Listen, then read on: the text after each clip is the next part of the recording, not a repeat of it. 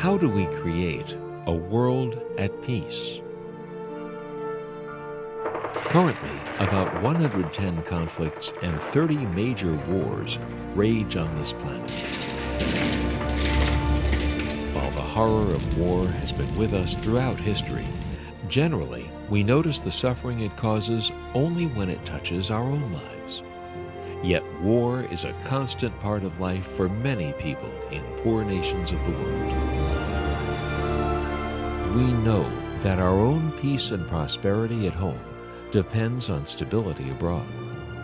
Adequate food and health care, clean water, the right to vote for one's leaders, freedom to speak out.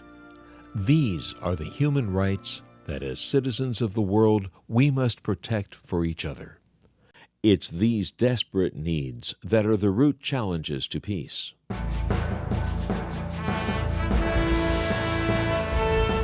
The Carter Center is perhaps today's most respected non-governmental organization for tackling such interrelated problems as political instability, conflicts, hunger, and diseases afflicting the poor, such as river blindness, trachoma, and guinea worm. One of the greatest needs in the world now is to give attention to the most neglected and poverty-stricken and suffering people on earth. I can't think of a better example of this than the impact of guinea worm. It's one of the worst and most ancient afflictions on the human race, one that's disgusting in many ways to describe. And what is our responsibility? Well, with a very simple filter cloth and with a minimum of effort in teaching the villagers the cause of that disease, we can eliminate a horrible affliction. Southern Sudan still suffers from the disease more than any other because of the war there. The country is divided between the South, the revolutionaries, and the North, which is the government in Khartoum. Both North and South suffer from guinea worm disease, and we couldn't get across the war boundary.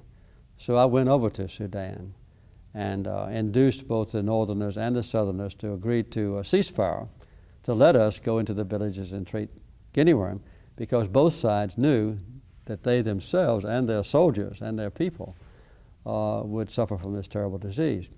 The ceasefire was very effective, and it's still known as the guinea worm ceasefire. It was a very gratifying thing to us, and particularly to the people who no longer have guinea worm.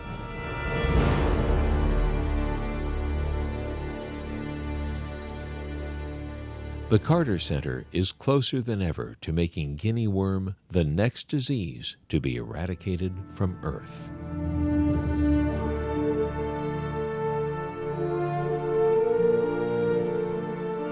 Peace is so much more than the absence of war. Peace begins with inner peace. From a mother knowing that her children will live, that they'll have food, and that they won't be subjected to a lifetime of suffering that could have all been prevented. That's what the Carter Center does.